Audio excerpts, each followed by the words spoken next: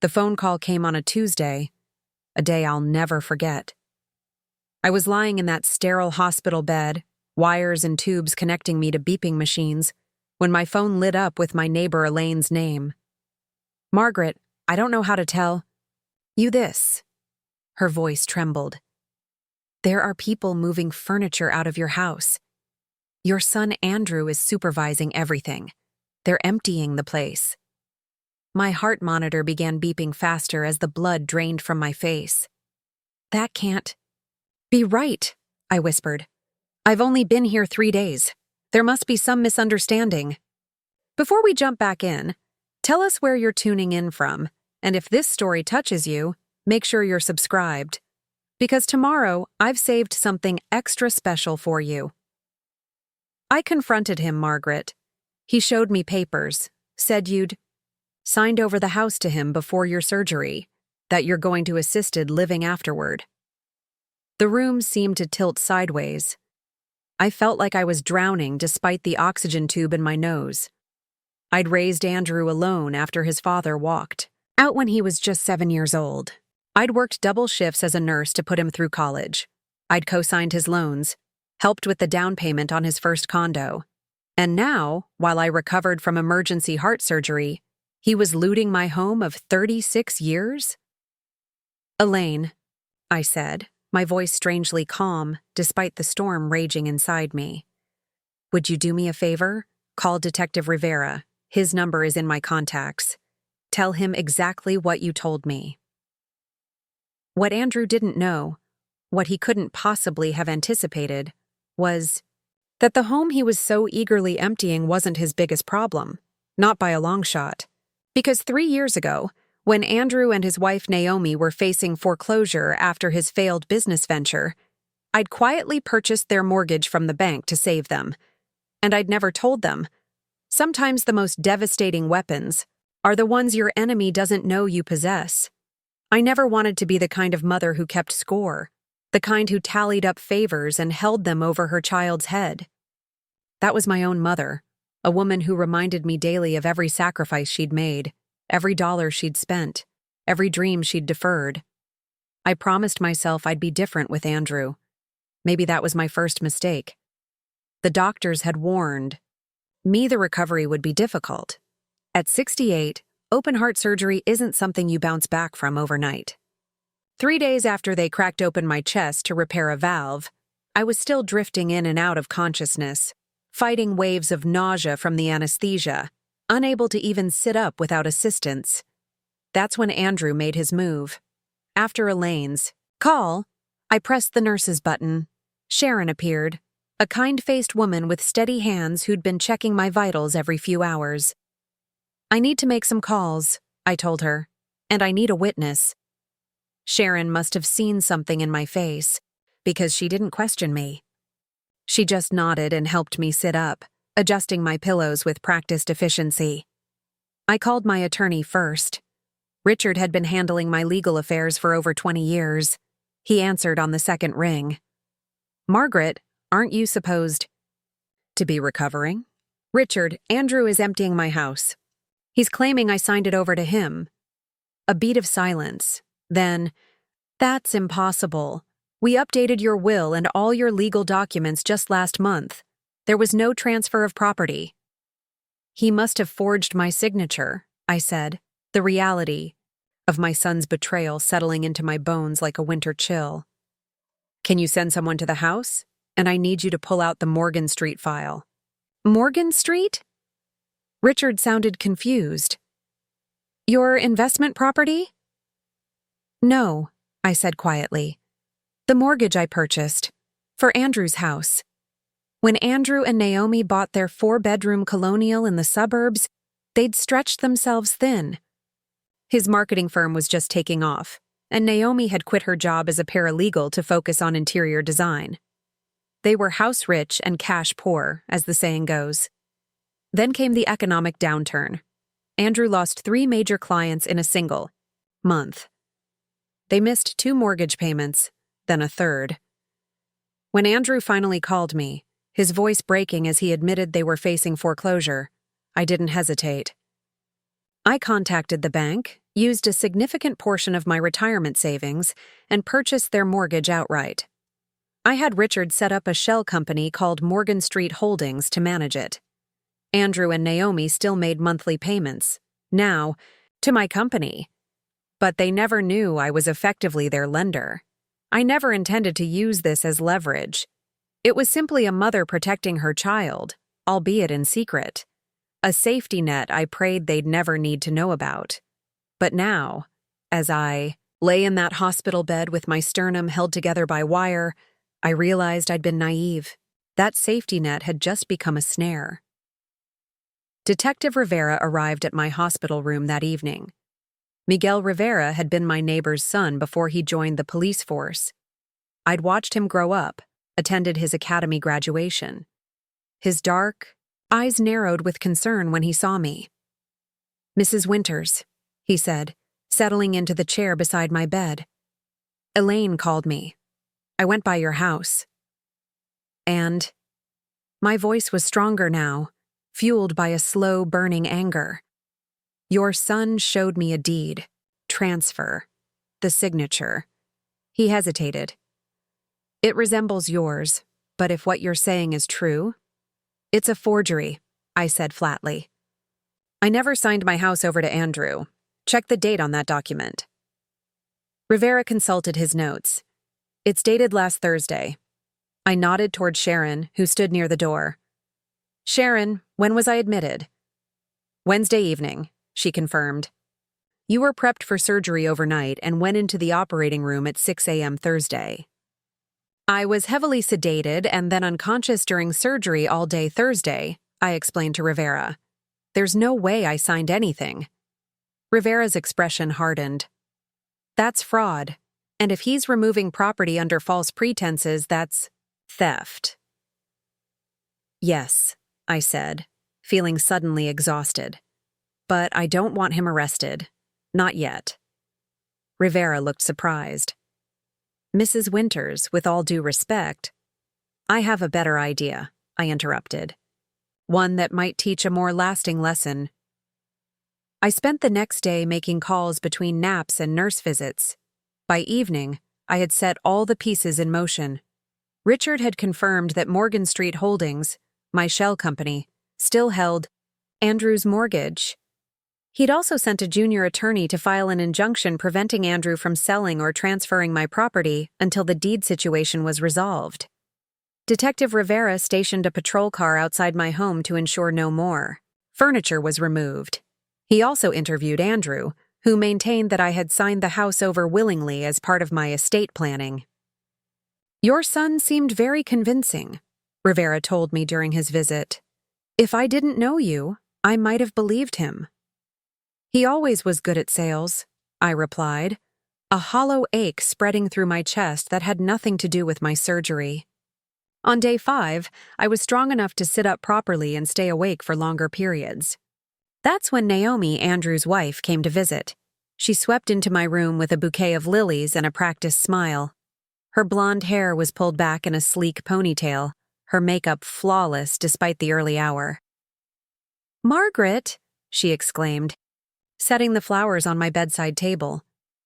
"You look so much better than Andrew described." I studied her face, searching for signs of complicity. Had she known about Andrew's plan? Had she encouraged it? Preparing and narrating this story took us a lot of time, so if you are enjoying it, subscribe to our channel. It means a lot to us. Now back to the story. "Where is Andrew?" I asked mildly. "Oh, he's swamped with the move," she said, then caught herself. "I mean, with preparing the guest room for you, at our place." "The guest room," I repeated. "For your recovery," she explained, avoiding my eyes. "Andrew thought it would be easier for you to stay with us than to be alone in that big house. Stairs would be impossible for you right now." It was a plausible explanation, almost believable. If not for the fact that my bedroom and a full bathroom were on the first floor of my house, a detail Andrew knew perfectly well. "How thoughtful," I said, keeping my expression neutral. "And what about my furniture, my belongings?" Naomi's smile faltered slightly. Andrew's put some things in storage, for when you're better and can decide what you want to keep. I see. I reached for the water glass, taking a small sip. And the house itself? She shifted uncomfortably.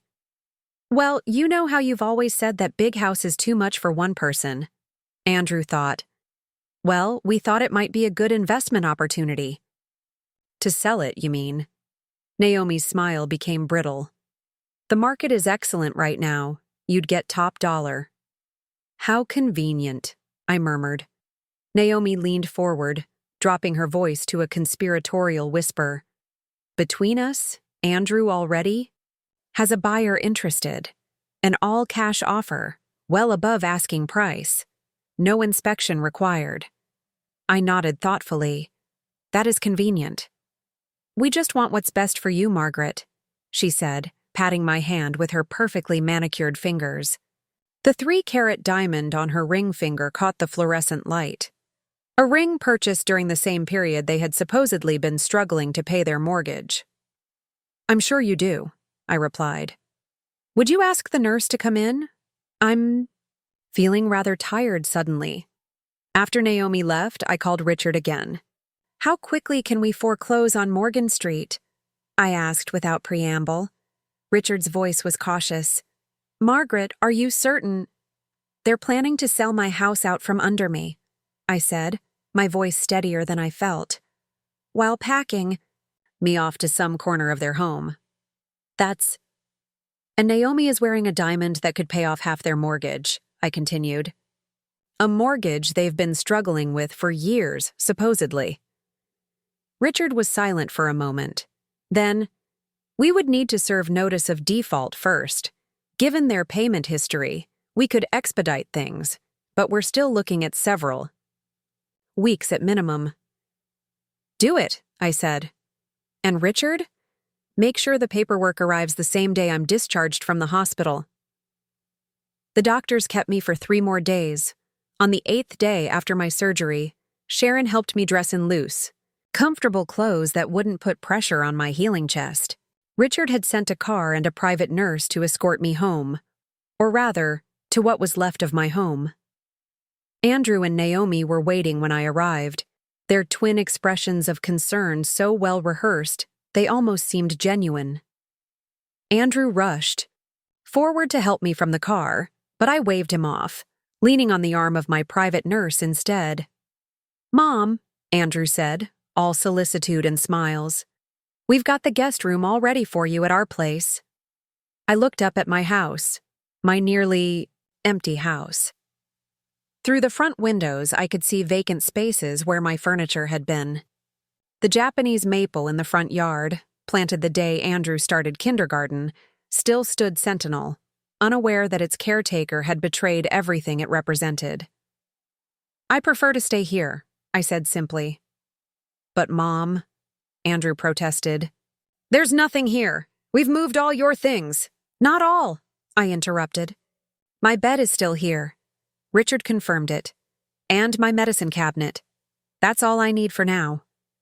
Andrew's expression flickered, a brief crack in his concerned son facade. It doesn't make sense for you to stay here alone. We're trying to help. By selling my house? I asked mildly. Andrew had the grace to look uncomfortable. It's for the best, Mom. You signed the papers. You agreed this was the smart financial move. Except I didn't, I said, my voice still calm. I never signed anything, Andrew. Of course you did, he insisted, a hint of desperation creeping into his tone. Right before your surgery, you said you wanted everything taken care of while you recovered. I shook my head slowly. I was under heavy sedation the entire day. I couldn't have signed my name if I tried. Naomi stepped forward, her smile strained. Margaret, you're confused. It's the medication. You absolutely signed those papers. I looked between them, my son and his wife, these strangers wearing familiar faces. Detective Rivera has already examined the document, I said. The signature is a forgery, a crime, Andrew. Andrew's face drained of color. Mom, You're not thinking clearly." He was interrupted by a car pulling into the driveway behind mine. Richard stepped out, carrying a thick envelope. "Perfect timing," I said. "Let's all go inside, shall we? We have matters to discuss." My living room was eerily empty. The sofa where I'd read Andrew bedtime stories, the armchair where I'd nursed him through fevers, the coffee table where we'd played, board games during power outages, all gone. Only my reading lamp remained, looking forlorn in the corner. Richard set his briefcase on the floor and handed the envelope to Andrew. "What's this?" Andrew asked, suspicion narrowing his eyes. "Open it," I suggested. He tore open the envelope and pulled out the stack of papers inside. I watched as confusion, then shock, then something like fear crossed his face. This can't be right," he stammered. "Morgan Street Holdings? Our mortgage?" "Yes," I confirmed. "I purchased your mortgage 3 years ago when you were facing foreclosure. I've been your lender ever since." Naomi grabbed the papers from Andrew's hands, her eyes scanning frantically. "This is some kind of trick," she said, but her voice lacked conviction. "It's not," Richard said. "And unfortunately, you're now in default." "Default?" Andrew echoed. "That's impossible. We've never missed a payment." I sighed heavily. "Check the terms, Andrew. Section 8, paragraph 3. Richard leaned over and pointed to the relevant text. "It stipulates that any illegal activity, including fraud committed against the mortgage holder or their family members, constitutes grounds for immediate default." Forging my signature on a property deed, I added, "That qualifies." The color had completely drained from Andrew's face. "Mom, you can't do this." "I already have," I replied. "You have 30 days to pay the mortgage in full, or foreclosure proceedings will begin." "You can't be serious," Naomi whispered. "We don't have that kind of money." "What about your cash buyer?" I asked innocently. "The one ready to pay? Above market value for my house? Perhaps they'd be interested in yours instead." Andrew's eyes hardened. "You'd really do this to your own son? After everything?" I felt a profound weariness settle over me. "After everything," I repeated softly. "Yes, that's precisely why I'm doing this." I moved toward my front door, opening it in a clear dismissal.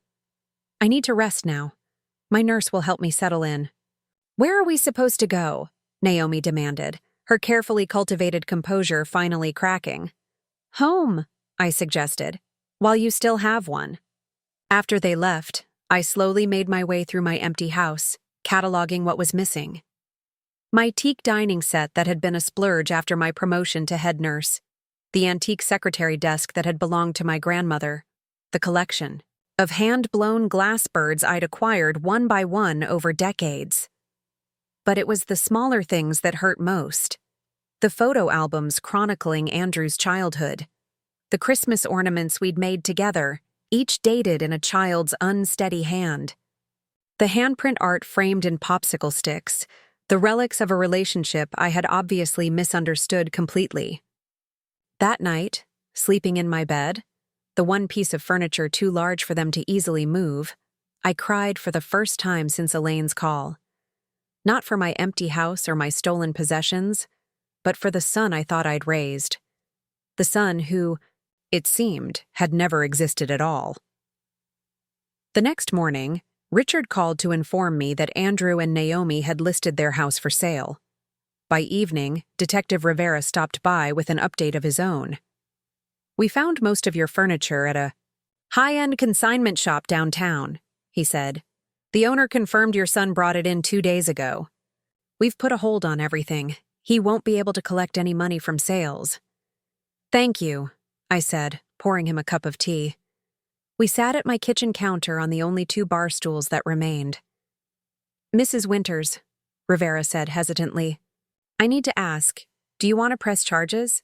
What he did, it's serious. Forgery, fraud, theft." I wrapped my hands around my teacup, drawing comfort from its warmth. "Not yet," I replied. Let's see what happens in the next 30 days. You think he'll be able to pay off the mortgage? I shook my head. No. But I want to see what he chooses to do. Whether he shows any remorse, any understanding of what he's done. Rivera nodded slowly. You still love him. It wasn't a question, but I answered anyway. He's my son. That doesn't change, even when everything else does. The following week brought a parade of delivery trucks to my driveway. A new sofa, dining chairs, a coffee table, all delivered with notes of sympathy from my friends, my former colleagues, my neighbors. People who had known me, and Andrew, for years. Elaine organized a refurnishing party where a dozen women arrived with household items, from dish towels to picture frames. My house slowly came back to life, not with the things I'd lost, but with tokens of the community I still had. Andrew didn't call, didn't visit, didn't acknowledge what he'd done. But through the grapevine, I heard their house had sold in just 4 days, for considerably less than its value. Still, I said nothing, did nothing. Simply focused on healing, on regaining my strength, on rebuilding what I could of my life. 29 days after Richard served the default notice, my doorbell rang. I opened it to find Andrew standing there alone, shoulders slumped, the arrogance gone from his posture. "Can I come in?" he asked, his voice subdued. I stepped aside silently, allowing him to enter. He looked around at my partially refurnished living room. "Your friends," he noted. I nodded. He held out an envelope. "This is everything we got. From the house sale. It's not enough to pay off the mortgage, but it's what we have." I took the envelope without opening it. "Where's Naomi?" Andrew looked down. "Gone. She left 3 days ago. Said she didn't sign up for this." I wasn't surprised. Naomi had always struck me as someone who valued the lifestyle Andrew provided more than Andrew himself. "Where will you go?" I asked. He shrugged. "I don't know. I can't afford rent anywhere decent with what's left. Maybe a room somewhere until I figure things out." I studied my son, this man I'd carried inside me, nursed at my breast, taught to walk and talk and read. This stranger who had tried to steal everything from me while I was at my most vulnerable. "Why did you do it?" I asked, the question that had been haunting me for weeks. Andrew was quiet for a long moment. When he finally spoke, his voice was barely audible. "We were drowning in debt, credit cards, personal loans, Naomi's shopping.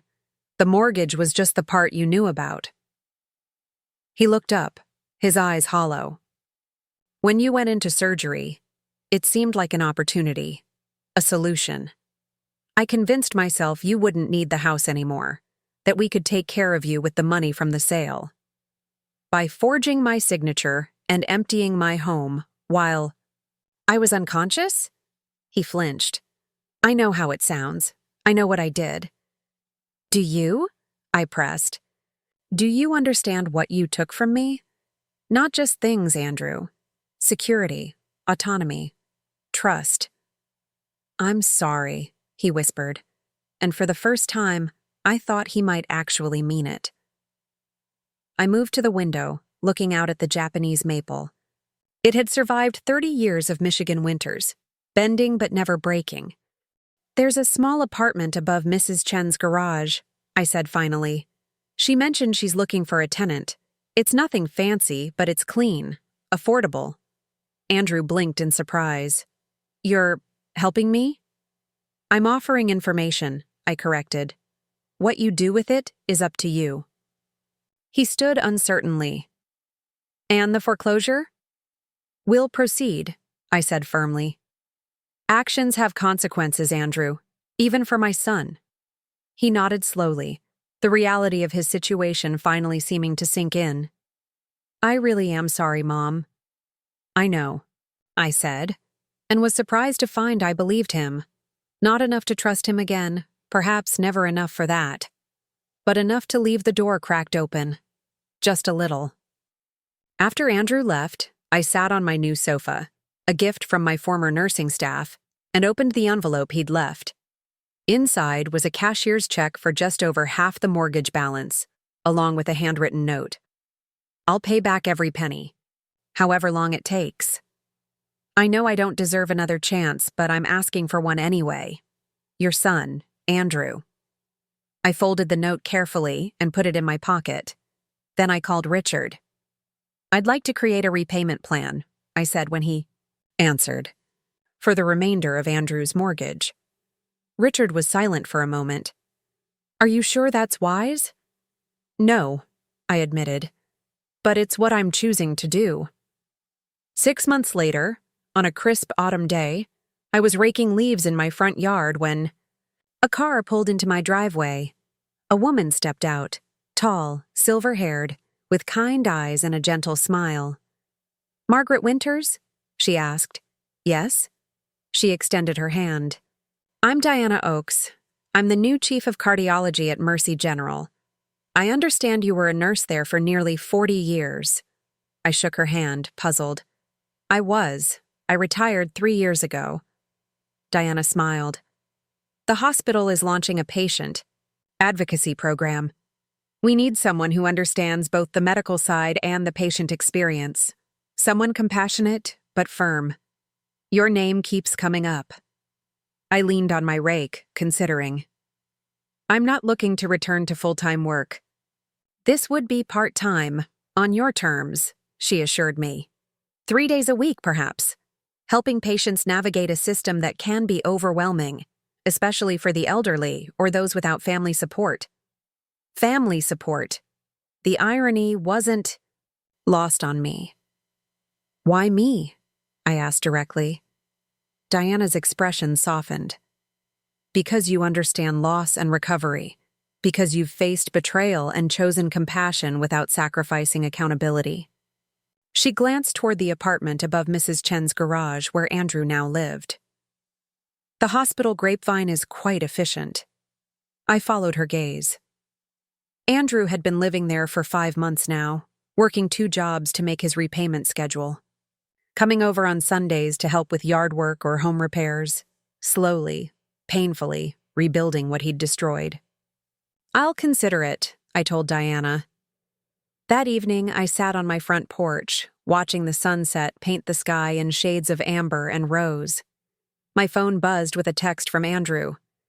Mrs. Chen invited us for dinner tomorrow. She's making dumplings and wants you to teach her your apple pie recipe. 6 p.m. if you're free. I typed back a simple, I'll be there, then set my phone aside. The Japanese maple in my front yard had turned brilliant red, its leaves glowing like embers in the fading light, resilient, despite everything, just like its caretaker. I had lost my home and found it again. Lost my son and, perhaps, was finding some new version of him. Lost my sense of purpose and was now being offered a new one. Not the ending I had expected, certainly not the one I had planned. But as I sat surrounded by the life I had rebuilt, I realized it might be something even more valuable, a new beginning. I spent the next 3 weeks recovering in a house that felt like an empty shell. Each morning, I awakened to the stark reality of bare walls where family photos once hung, vacant spaces where furniture had stood for decades. The silence was deafening. No ticking grandfather clock in the hallway, no creaking floorboard beneath the carpet in the living room. All the familiar sounds that had made this place home had vanished along with my possessions. Detective Rivera visited regularly, bringing updates and occasionally take out food from the Italian place down the street.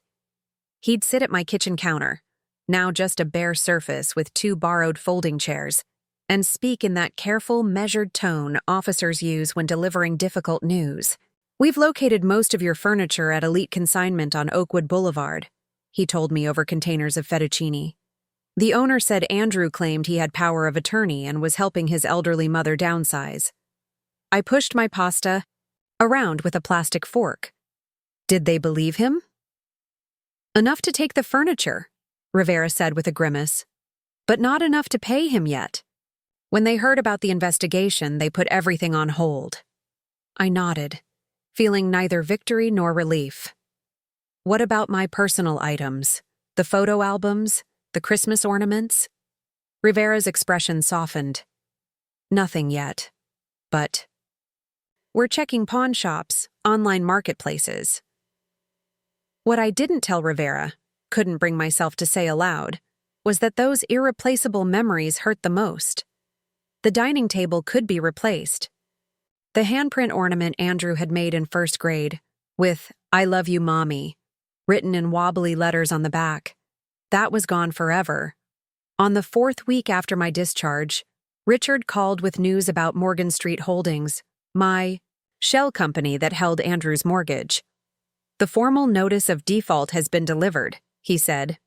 "Andrew and Naomi have 30 days to pay the balance in full or face foreclosure." "Did he say anything when served?" I asked, staring out at my barren backyard. According to our courier, he appeared stunned, asked repeatedly if this was some kind of mistake.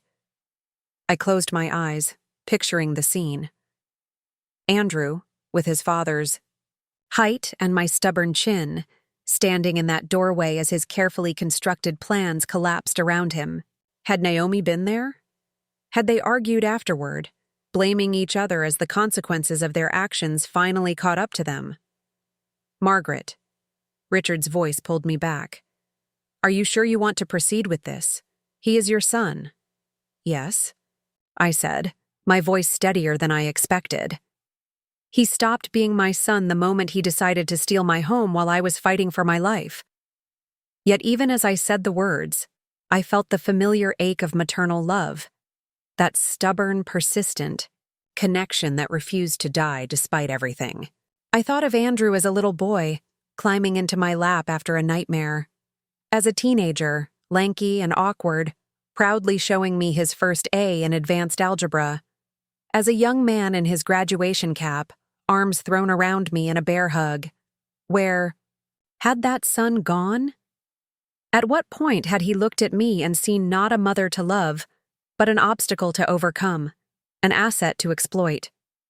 That evening, Elaine from next door brought over a casserole and news from the neighborhood grapevine. "Andrew and Naomi were arguing in their driveway this morning," she reported, setting the dish on my counter. Screaming match. She got in her car and peeled out, nearly took out their mailbox. I busied myself finding plates, not wanting Elaine to see my expression. "Did you hear what they were fighting about?" "Something about money. She kept saying he'd promised her something would work out, that they'd be set." Elaine paused, watching me carefully. "Margaret, I've known you 30 years. Known Andrew since he was in elementary school. What happened?" I placed 2 plates on the counter with deliberate care. He changed. Or perhaps he was always changing, and I just didn't want to see it. Elaine stayed for dinner, filling my empty kitchen with gossip and memories, reminding me that while my house had been hollowed out, my life still had substance. As she was leaving, she hesitated at the door. "The neighborhood is organizing something for you," she said. "Nothing fancy, just people want to help." "I don't need charity," I began, but Elaine cut me off with a wave of her hand. "It's not charity, Margaret. It's community. There's a difference." After she left, I wandered through my empty living room, trying to imagine what might fill these spaces again. Not the pieces I'd lost. Those belonged to another life. Another Margaret. This Margaret would need to start fresh, build something new from the ruins. The next day, I received a call from a number I didn't recognize. "Mrs. Winters?" A woman's voice, professional but warm. "This is Diane Barrett from Graham Memorial Hospital. I understand you're recovering from cardiac surgery." "Yes," I said, cautiously. "Is something wrong with my test results?" "Not at all," she assured me. "I'm the director of the Patient Advocacy Program. Your name came up in a conversation with Dr. Levine, who mentioned you'd been a nurse here for over 30 years before retiring." 36 years. I corrected automatically. Impressive, she said, and I could hear the smile in her voice. We're launching a new initiative to improve patient experience, especially for those without family support. We're looking for someone who understands the system from both sides, medical and patient. Someone compassionate but firm. Dr. Levine suggested you might be perfect once you've fully recovered. I sat down heavily on the bottom stair, the only seating available in my barren front hall. I'm not looking to return to work, Ms. Barrett. It would be very part-time, she said quickly. Just a few hours a week, on your schedule, and it would make an enormous difference to patients who don't have anyone to advocate for them. Patients without anyone to advocate for them. The irony wasn't lost on me. Let me think about it, I said finally. Of course, take your time. She paused. And Margaret? I heard about what happened. With your son. I just wanted to say how sorry I am. The simple kindness in her voice nearly undid me. Thank you, I managed before ending the call. I sat on that stair for a long time afterward, thinking about how quickly life could change. 3 months ago, I had been a retired nurse with a comfortable home, a seemingly devoted son, and a clear vision of my future. Now I sat in an empty house, betrayed by the person I loved most, uncertain of what tomorrow might bring. Yet somehow, I felt more awake than I had in years, as if the person I had been, the patient, accommodating, ever-forgiving mother, had been just a role I'd played for so long I'd forgotten it wasn't really me. The real Margaret Winters was emerging now, tempered by betrayal into something stronger, less yielding, something with edges. The following week brought an unexpected development. A young officer, not Rivera, appeared at my door to deliver news. Mrs. Winters? I'm Officer Chen. Detective Rivera asked me to update you about your case. Please, come in, I said, suddenly self-conscious about the emptiness of my home. Officer Chen either didn't notice or politely ignored the bare living room as she referred to her notes. Your son and his wife have listed their house for sale. It went on the market yesterday. I absorbed this information slowly. I see. There's more, she continued. The consignment store owner has agreed to return all your furniture. They'll deliver everything back tomorrow morning, free of charge. That's unexpected, I said carefully. Officer Chen's professional demeanor cracked slightly. Detective Rivera can be very persuasive, and apparently the store owner has a mother your age. After she left, I sat in the kitchen contemplating what this meant. Andrew and Naomi were selling their home, the one I secretly held the mortgage on. Were they planning to use the proceeds to pay off the note I'd called due? Or were they simply trying to cash out before foreclosure proceedings began? I called Richard to discuss. If they sell the house, they'd have to pay off the mortgage at closing, he confirmed. Standard procedure. And if they sell it at a loss? I asked. The housing market had cooled considerably since they'd purchased the property. They'd still be liable for any remaining balance. I twisted the phone cord around my finger, a habit left over from my youth. What if they don't know that? What if they think selling the house ends their obligation? That would be a rather significant misunderstanding of how mortgages work, Richard said dryly. Andrew has never been financially savvy, I murmured. He's always believed in shortcuts. The next morning, as promised, a truck from Elite Consignment arrived at my door. 2 burly men in uniforms spent hours carrying in piece after piece of my furniture, setting each item approximately where it had stood before. By mid-afternoon, my living room, dining room, and den were largely restored, at least in terms of the major furniture. Still missing were all the smaller items that had given my house its soul. The photographs, the keepsakes, the books that had lined my shelves, the decorative pillows Elaine and I had sewn during our quilting phase, the collection of ceramic lighthouses from every vacation I'd taken after retirement, the wind chimes Andrew had given me for Mother's Day when he was 12, made from spoons and copper wire in his metal shop class. I walked through each room, running my hands over familiar surfaces that now felt like strangers. Everything was back in its place, and yet nothing was the same. That evening, the doorbell rang. When I opened it, I found not Andrew, as I had half expected, but Naomi. She stood on my porch looking considerably less polished than usual, hair pulled back in a messy ponytail, face free of makeup, wearing jeans and a rumpled sweater. "Can I come in?" she asked, her voice lacking its usual confidence. I hesitated, then stepped aside.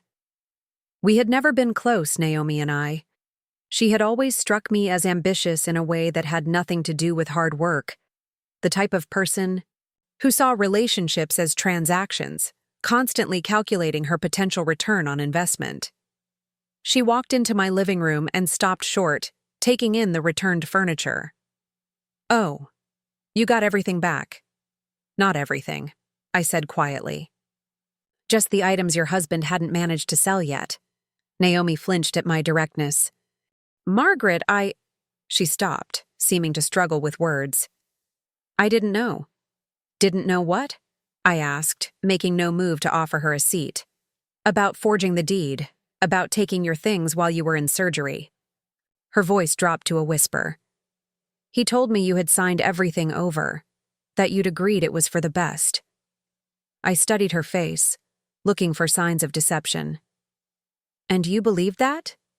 That I would sign away my home and possessions while being prepped for life-threatening surgery?" She looked down. It sounded strange, but Andrew was so certain. He showed me the paperwork. Your signature looked real. "Because he's had years of practice," I said flatly.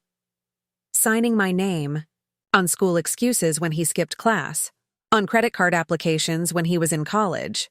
I caught him both times. Clearly, he kept practicing." Naomi sank onto the edge of my sofa. "I didn't know about any of that." "Of course you didn't," I said, feeling suddenly tired. "What are you doing here, Naomi? What do you want?" She twisted her wedding ring. The diamond I now suspected had been purchased with funds that should have gone toward their mortgage payments to me. "We're selling the house." "So I've heard. Andrew thinks it will solve everything, that we'll pay off the mortgage to this Morgan Street company and have enough left to start over somewhere else." I said nothing, waiting for her to continue. "But I looked at the paperwork," she went on. "The default notice, the terms. Even if we sell the house at asking price, which is optimistic in this market, we'll still be underwater, still owe nearly $100,000. "That's correct," I confirmed. "And there's no way out of it?" "No. Arrangement we could make?" For the first time, Naomi looked directly at me, her expression calculating even in distress. "You mean, can you charm or manipulate your way out of the consequences of attempting to steal my home?" I asked, my voice mild despite the harshness of the words. "No, Naomi, you can't." She stood up abruptly. "You don't understand. This will ruin us. We'll have nothing left." "I understand perfectly," I said. "I was sitting in a hospital bed when I learned my son had emptied my home and tried to steal it from under me. I understand what it means to have nothing left." Naomi moved toward the door, then paused. "He's not all bad, you know. Andrew, he just panics when he feels trapped, makes terrible decisions." I thought of all the times I'd covered for Andrew's terrible decisions. The fights in high school I'd smoothed over with principals. The credit card debt I'd paid off in his 20s. The failed business venture I'd subsidized before he met Naomi. "Yes," I agreed. "He does." After Naomi left, I poured myself a small glass of sherry, my one indulgence, saved for special occasions, and sat in my restored living room. Tomorrow would mark exactly 30 days since Richard had served the default notice. Tomorrow, Andrew and Naomi would officially face foreclosure unless they managed to sell their house and pay the balance in full. Tomorrow, I would find out what kind of person I truly was. Sleep eluded me that night. I tossed and turned, haunted by memories of Andrew as a child. The time he'd fallen off his bike and needed stitches, his small hand gripping mine in the emergency room. The Christmas morning he'd saved his allowance for months to buy me a silver bracelet, his face alight with pride as I opened it. The day he graduated college, the first in our family, and whispered, "This is for you, Mom," as he walked across the stage. Where had that loving boy gone? Had he ever existed at all? Or had I been so desperate to be a good mother, to compensate for his father's absence, that I'd ignored the warning signs all along? Dawn found me still awake, watching the pale light creep across my ceiling. I rose, made coffee, and called Richard. "It's the 30th day," I said without preamble. "Yes," Richard confirmed. "No payment has been received yet. If nothing arrives by end of business today, we'll file foreclosure paperwork tomorrow morning." "Wait," I said, surprising myself. "Give them until noon tomorrow." "Margaret!" "Please, Richard. One more day." He sighed. "Very well. But Margaret, I hope you know what you're doing." The truth was, I didn't. I was operating on pure instinct now, navigating terrain I'd never expected to cross. That morning, I returned to Graham Memorial Hospital for my 6-week post-operative checkup. Dr. Levine pronounced me healing nicely, but cautioned against overexertion. "Your heart has been through a trauma," she reminded me. "It needs time and patience to fully recover." As I was leaving, I ran into Diane Barrett, the patient advocacy director who had called me about the part-time position. She smiled warmly, in recognition. "Margaret, how are you feeling?" "Better each day," I replied honestly. "Have you given any thought to our conversation about joining the advocacy program?" I hesitated. "I have, but I'm not sure I'm in the right place yet. There are some personal matters I need to resolve first." Diane nodded understandingly. "The offer remains open. In fact," she glanced at her watch, "I'm heading to lunch now. Would you care to join me? No pressure about the position. Just a chance to talk about whatever you'd like." The unexpected kindness of the invitation nearly brought tears to my eyes. How long had it been since someone had simply wanted my company, with no agenda? "I'd like that," I said. Over soup and sandwiches at the hospital cafe, Diane revealed herself to be a thoughtful, perceptive woman about my age. She had raised 3 children as a single mother while putting herself through graduate school, eventually building a career advocating for patient rights. "It wasn't easy," she admitted, stirring her tea.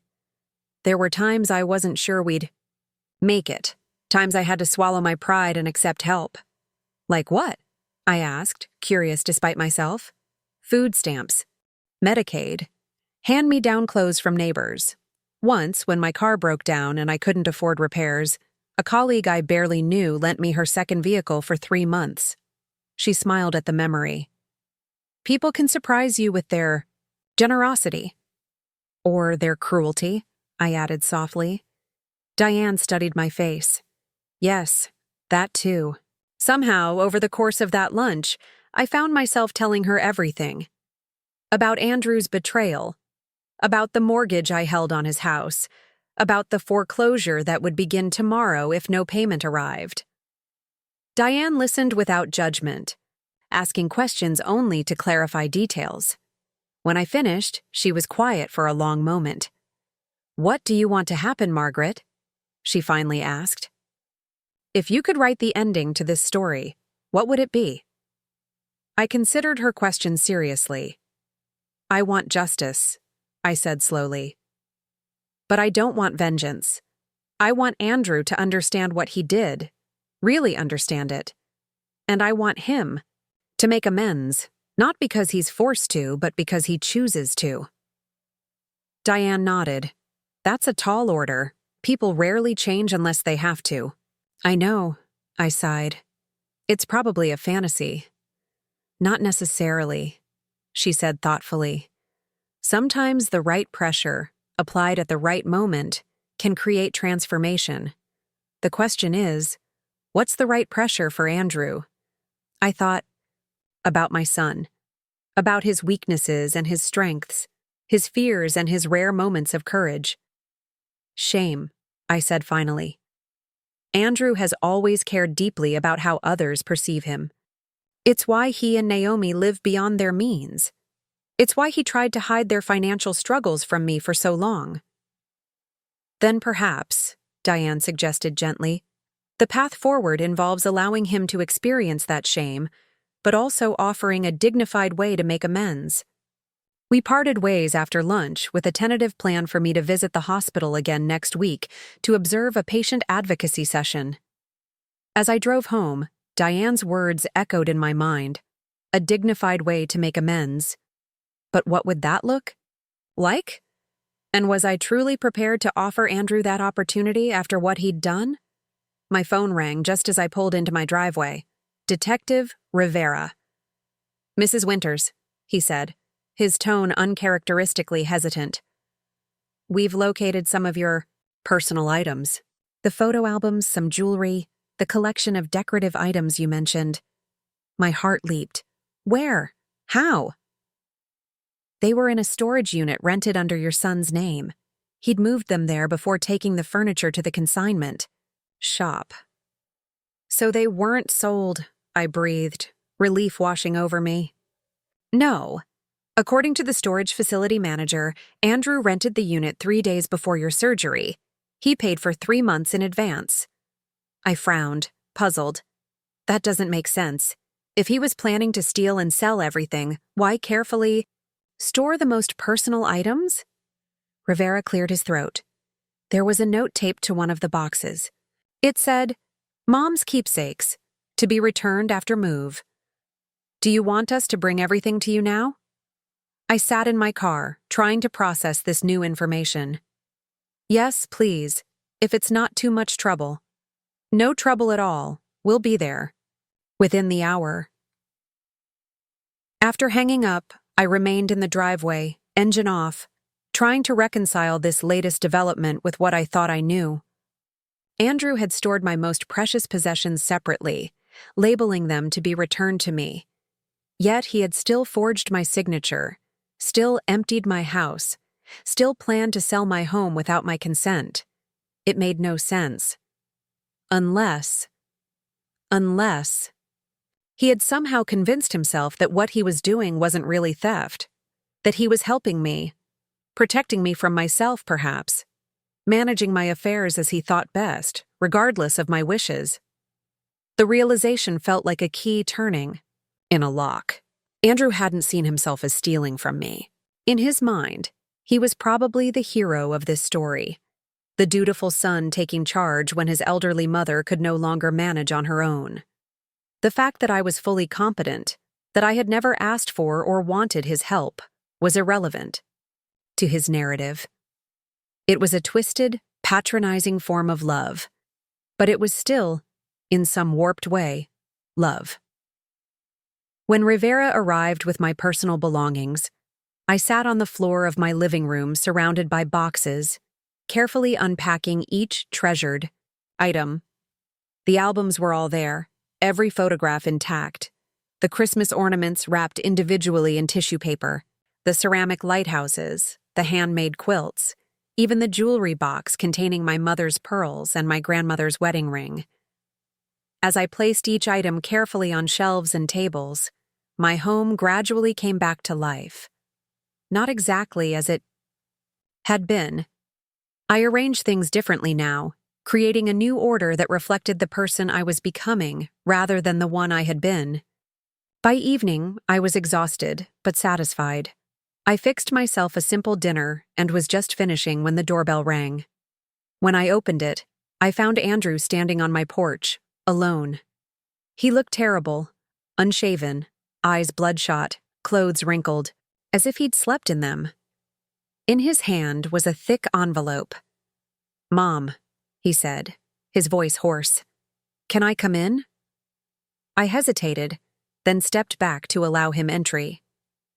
He walked into the living room and stopped short, taking in the restored furniture, and the personal items now back in place. "You found everything," he said quietly. "Detective Rivera did," I corrected.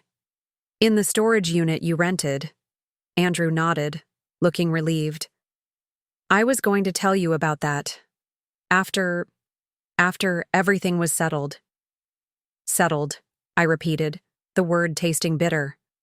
"You mean after you'd sold my house out from under me?" He flinched. "I thought it was for the best. You nearly died, Mom. The doctor said you'd need ongoing care, that living alone would be dangerous. So you decided to take matters into your own hands, without asking me, without respecting my wishes." Andrew looked down at the envelope he held. "I know it was wrong. The way I did it was wrong. I just panicked. We were drowning in debt, and when you got sick, I saw a way out for all of us. You'd move in with us.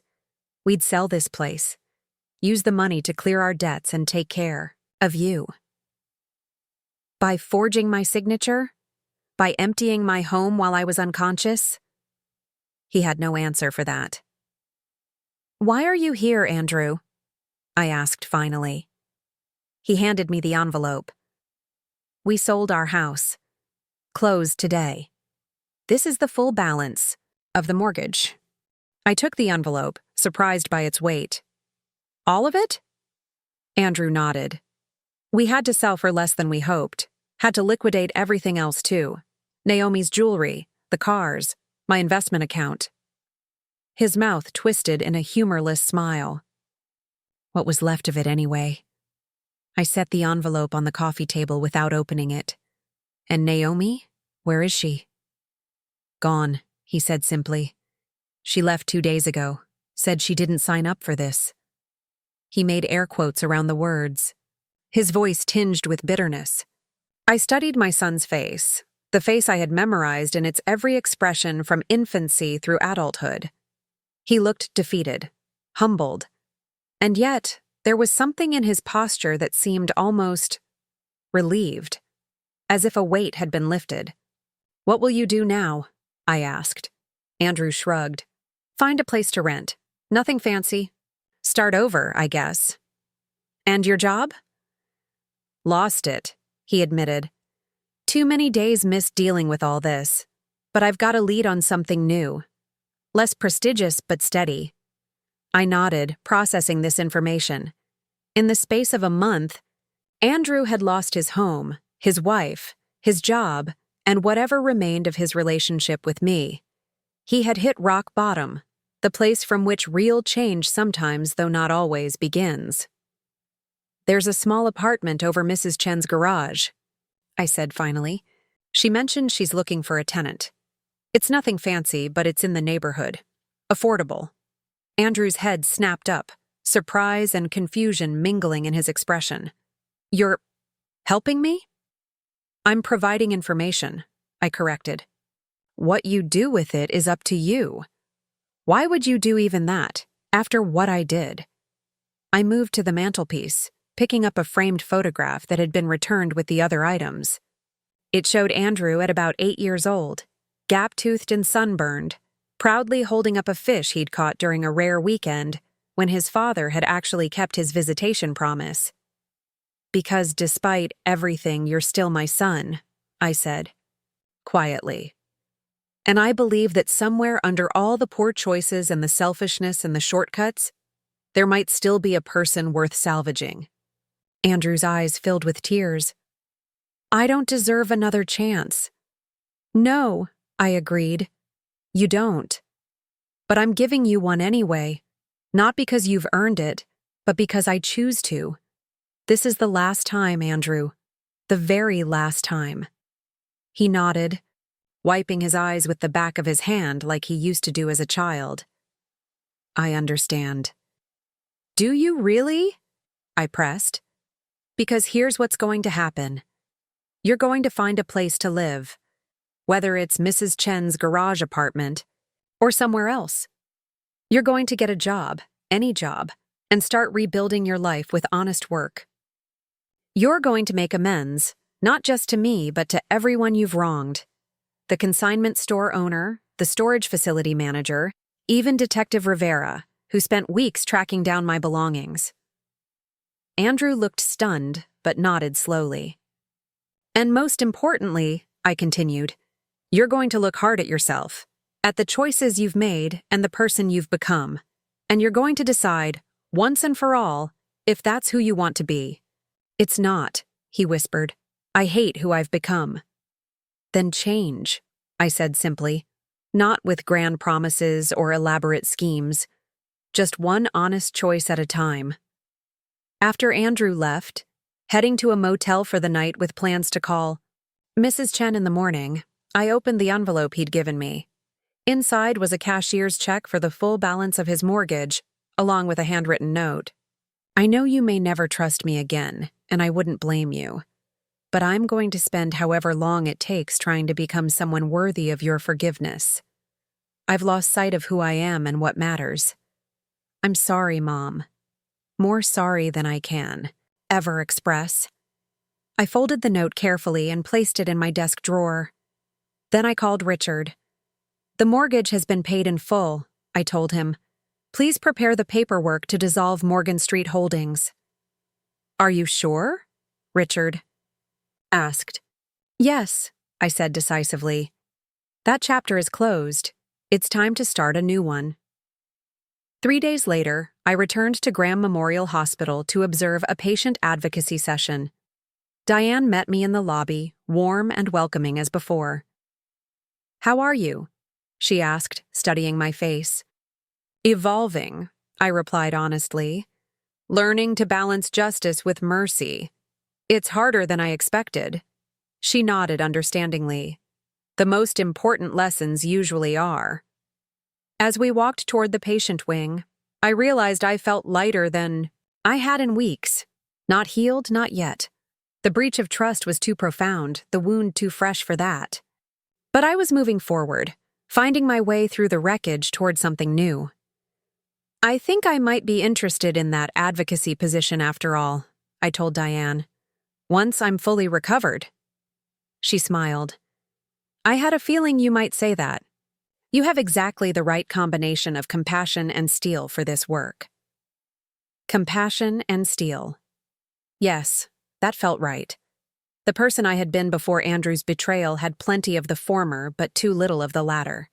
The person I was becoming would need both in equal measure. That evening, I sat on my front porch watching the sunset, sipping tea and thinking about the strange journey of the past 2 months. My life had been upended, my trust shattered, my relationship with my only child possibly damaged beyond repair. Yet somehow, I felt more fully myself than I had in years. The Japanese maple in my front yard, planted the year Andrew started kindergarten, swayed gently in the evening breeze. It had weathered countless storms over the decades, bending, but never breaking. Its roots ran deep, anchoring it through even the harshest conditions. Much like me, I realized. I had been bent, nearly broken, but I had endured. And now I was putting down new roots, ones that would sustain me through whatever came next. My phone buzzed with a text message. Andrew. Mrs. Chen showed me the apartment today. Moving in next week. Found a job at Miller Manufacturing. Starting on the line, but potential for growth. If you need any help around the house in the meantime, just let me know. I typed back a simple good and set the phone aside. The road ahead would not be easy for either of us. Trust, once broken, does not mend quickly or smoothly. There would be setbacks, disappointments, moments of doubt. But there would also be opportunities for growth, for redemption, for the slow, painstaking rebuilding of something that might, someday, resemble a relationship. For now, though, I was content to sit in my restored home, surrounded by the treasures of my life, both those I had nearly lost and those I had yet to discover. The sun sank below the horizon, painting the sky in shades of amber and gold. I breathed deeply, feeling the steady rhythm of my healing heart. Not the ending I had expected, certainly not the one I had planned. But as the first stars appeared, in the darkening sky, I realized it might be something even more valuable: a new beginning. 2 months passed with a strange new rhythm establishing itself in my life. Every Sunday afternoon, Andrew would appear at my door with a toolbox and a determined expression. Without fanfare, he would tackle whatever needed fixing around my house: the leaky faucet in the guest bathroom, the sticky window in the kitchen, the porch railing that had come loose during winter. We spoke little during these visits, our conversations limited to practical matters. Pass the wrench, or hold this level. The silence between us hung heavy with unspoken words, but neither of us seemed ready to bridge that gap. Mrs. Chen reported that Andrew was a model tenant: quiet, respectful, always paying rent on time. From Detective Rivera, I learned that Andrew had gone to the consignment store owner and offered to work weekends without pay to make amends for the trouble he'd caused. From Elaine next door, I heard that Andrew had been seen leaving the community center, where he was apparently volunteering with the after-school program.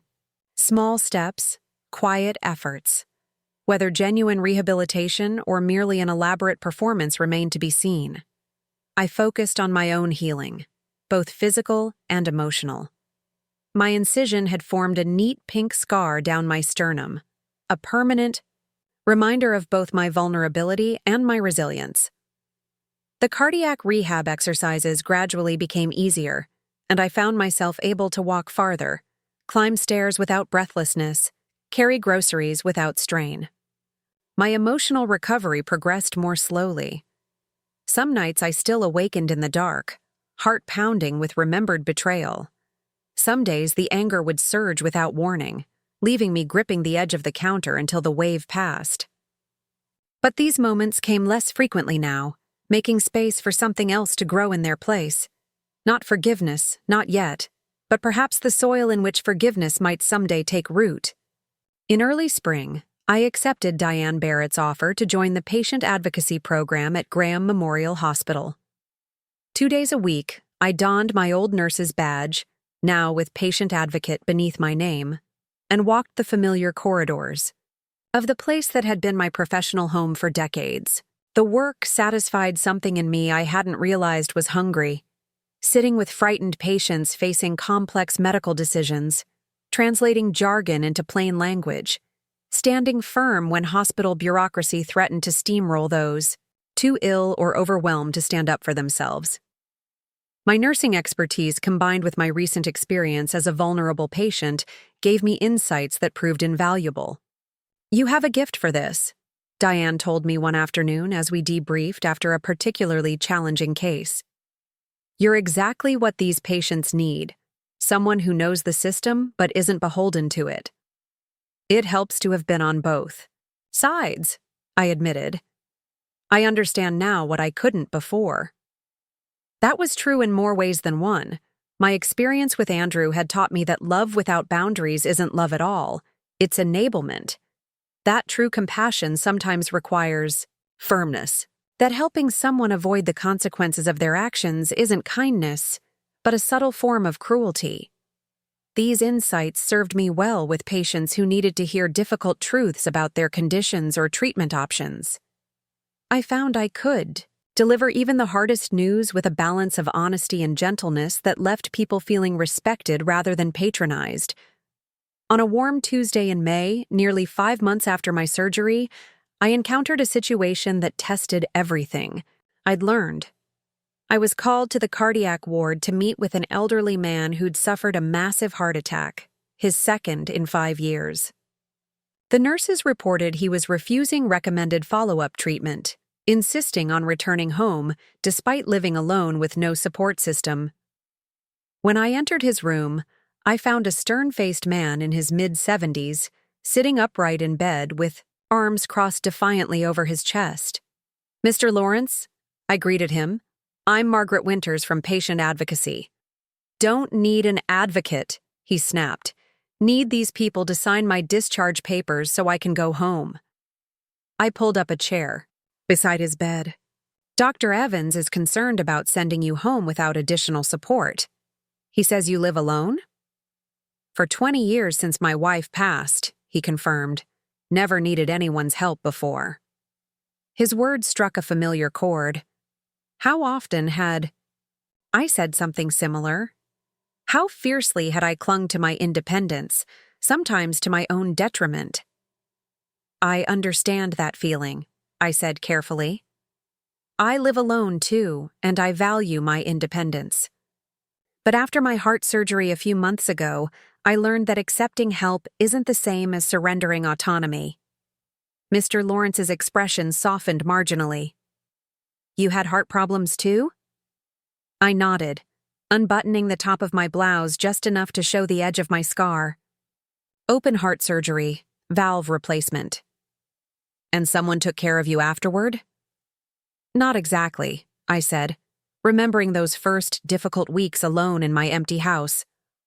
But I had to learn to accept help in other ways. Neighbors bringing meals, friends driving me to appointments, the hospital's home health service checking on me. Mr. Lawrence looked away. Don't have neighbors who do that. My friends are all gone or in worse shape than me. Then let the hospital help arrange services, I suggested. Home health visits, meal delivery, transportation to follow-up appointments. It's not about losing your independence, Mr. Lawrence. It's about creating a bridge to help you regain it. He was quiet for a long moment, considering my words. You really went through this? I did, I confirmed. And I learned that true strength isn't refusing help. It's knowing when and how to accept it. By the end of our conversation, Mr. Lawrence had agreed to a modified discharge plan with temporary support services. As I left his room, I realized how much my perspective had changed. My ordeal with Andrew, painful as it was, had taught me lessons I could now use to help others. That evening, I returned home to find Andrew waiting on my front porch. This was unusual. Our unspoken arrangement limited his visits to Sunday afternoons.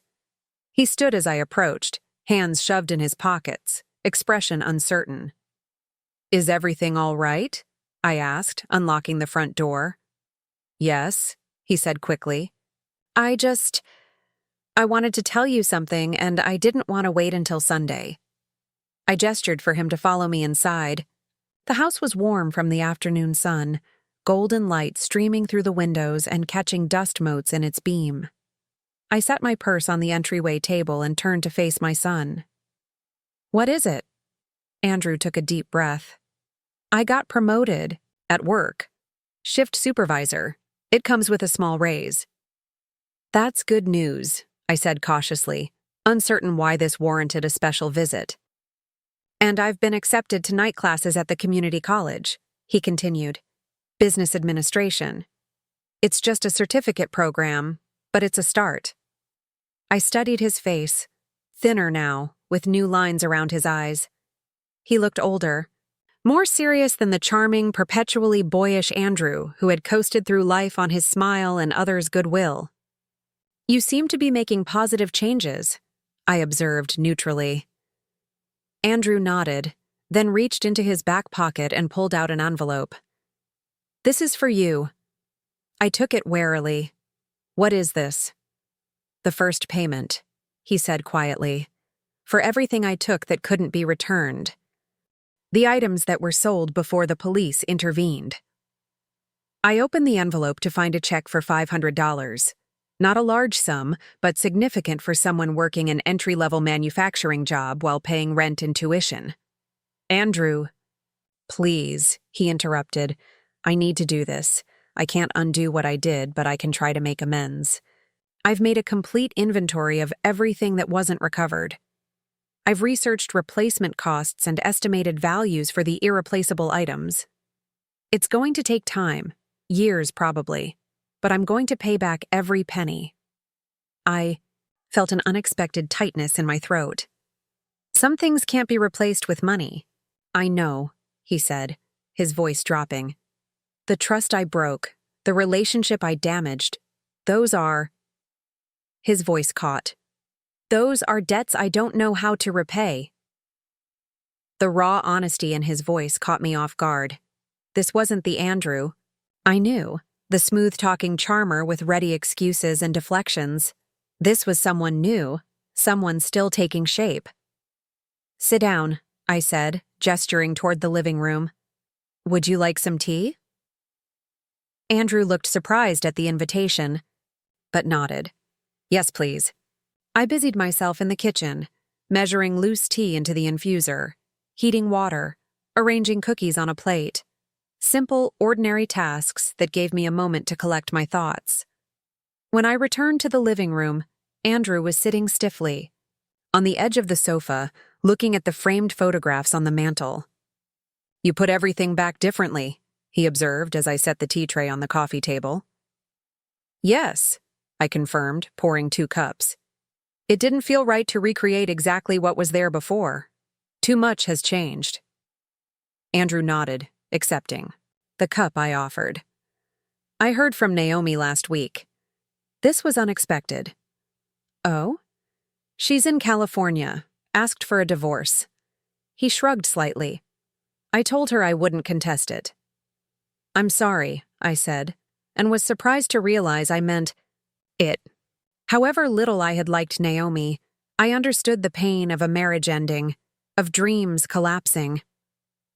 "Don't be," Andrew said, taking a sip of tea. "It's been over for a long time. We just didn't want to admit it. We kept trying to paper over the cracks with stuff, things we couldn't afford, a lifestyle we hadn't earned." He set his cup down carefully. "I've been seeing a therapist at the community health center, trying to understand why I did what I did." "And what have you learned?" I asked, genuinely curious. He was quiet for a moment, gathering his thoughts. "That I've spent my whole life running from failure." Dad walked out, and somehow I decided that meant I wasn't good enough. So I built this persona. Andrew the successful, Andrew the charming, Andrew who has it all together. And I would do anything, to maintain that image, even when it was all falling apart underneath. I thought about the little boy who had cried himself to sleep for weeks after his father left, who had asked repeatedly what he'd done wrong, why Daddy didn't want to be with him anymore. I'd tried to reassure him, to explain that his father's leaving had nothing to do with him, but perhaps those words had never truly penetrated the hurt. "The therapist says I have a narcissistic tendency to see other people as extensions of myself," Andrew continued. "That I justified taking your things because I saw them, saw you, as simply resources to solve my problems." His voice dropped to a whisper. "I'm so ashamed, Mom." The naked vulnerability in his admission struck me like a physical blow. For the first time since discovering his betrayal, I saw not the man who had tried to steal my home, but the wounded child still carrying ancient hurts.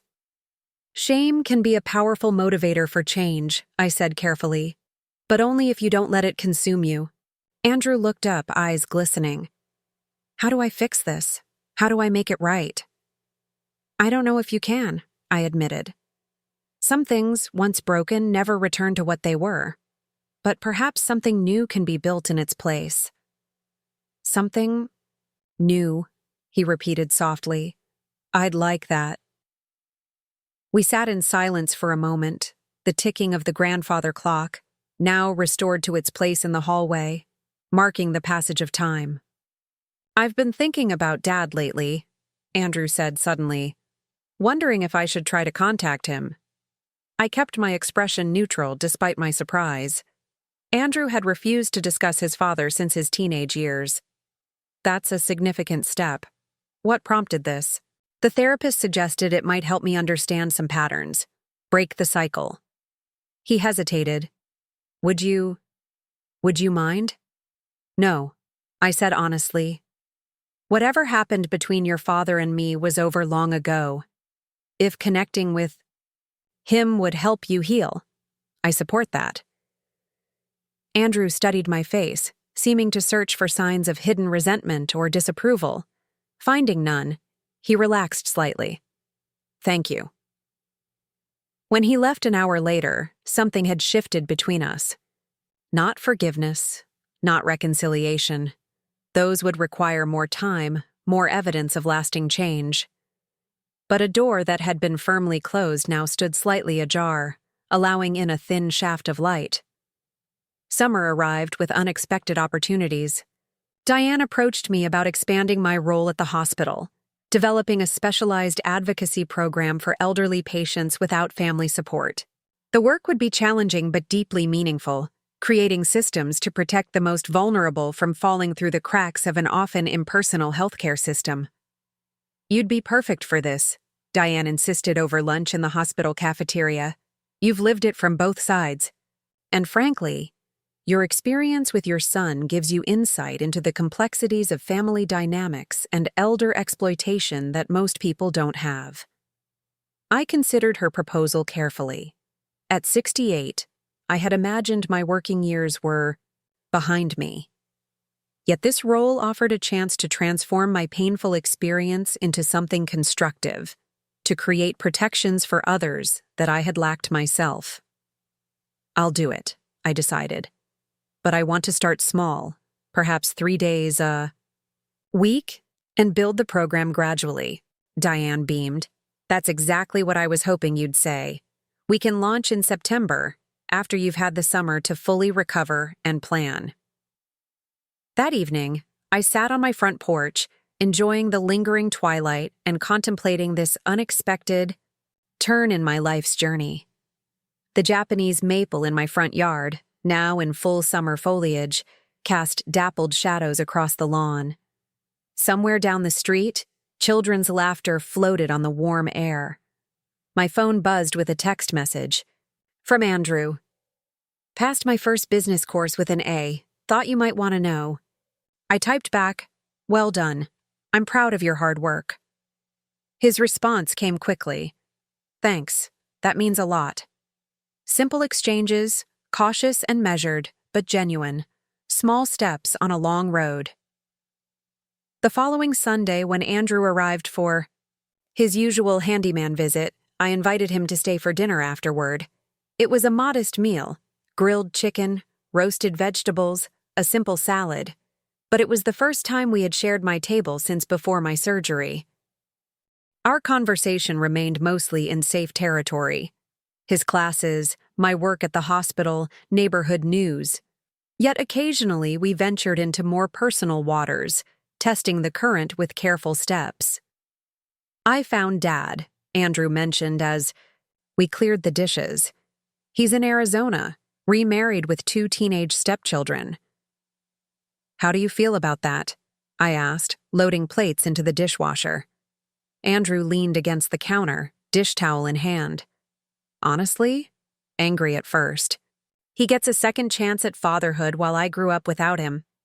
But then I realized, I'm getting a second chance too. At being a son. At being... He hesitated. A decent human being. I straightened, studying his face. The resemblance to his father was still there in the shape of his jaw, the set of his eyes. But the expression was entirely his own, a mixture of humility and determination I'd never seen before. Second chances are rare gifts, I said quietly. Not everyone receives them. Fewer still make good use of them. I know, he nodded. I don't intend to waste mine. As summer faded into fall, our Sunday routine expanded. Andrew would arrive, mid-afternoon to tackle whatever repairs needed attention, then stay for dinner. Occasionally we'd watch a movie afterward or play a game of chess, a hobby we'd shared when he was younger. Our conversations gradually deepened, addressing topics we'd previously avoided. Did you ever suspect? He asked one evening as we sat on the porch watching fireflies dance across the lawn. About the financial troubles, I mean. Before everything happened. I considered the question carefully. I sensed something was wrong. You visited less frequently. Your calls became shorter, more evasive, but I didn't know the extent. Why didn't you ask? Push for answers? Because you were an adult, I said simply. I respected your boundaries, perhaps to a fault, and I wanted to believe you would come to me if things were truly dire. Andrew was quiet for a moment, absorbing this. I was too proud, too ashamed to admit I'd failed. Pride is expensive, I observed mildly, and failure is just part of being human. He glanced at me sideways. When did you get so wise? Around the time I had my heart broken, I replied, without specifying whether I meant my physical heart or the metaphorical one. Perhaps it was both. In September, as planned, I began my expanded role at the hospital. The Elderly Patient Advocacy program, my creation, my vision, launched with a small team and big ambitions. We identified at-risk seniors during admission, connected them with appropriate resources, and ensured they had advocates throughout their hospital stay and discharge planning. The work was demanding but deeply satisfying. Each vulnerable elder we helped felt like a small victory, a restoration of dignity and agency for those at risk of losing both. Many reminded me of myself, fiercely independent, reluctant to admit need, wary of being seen as dependent or diminished. I understood their fears because I had lived them. One crisp October morning, nearly a year after my surgery, I received an unexpected invitation.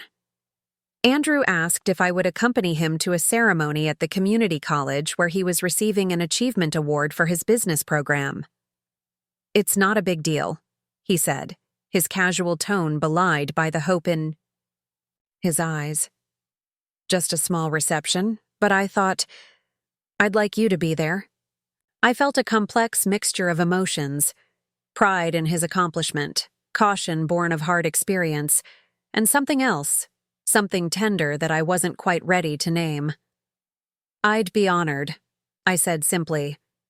The ceremony was indeed modest, held in a community room at the college with punch and cookies afterward. But Andrew's achievement was significant. He'd maintained a perfect GPA while working full-time and volunteering weekly at the community center.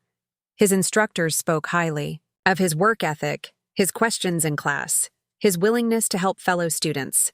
As I watched him accept his certificate, dressed in a tie and blazer he'd purchased secondhand, I saw glimpses of the son I'd always hoped he would become. Thoughtful, hardworking, humble. Not perfect, not fully formed, but growing steadily, in the right direction. After the ceremony, as we walked to the parking lot under a canopy of autumn leaves, Andrew cleared his throat nervously. I've been offered a new job, he said. Assistant manager at Miller Manufacturing. Better pay, benefits, regular hours. That's wonderful, I said warmly. You've earned it. He stopped walking, turning to face me.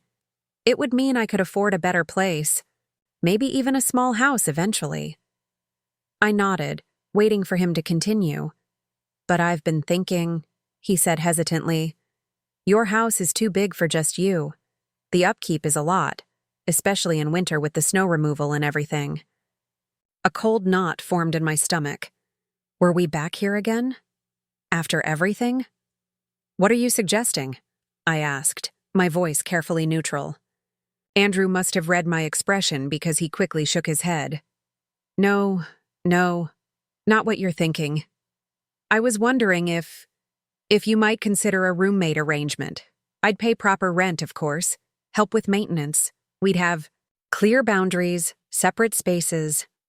The knot in my stomach loosened slightly, but caution remained. Why would you want that?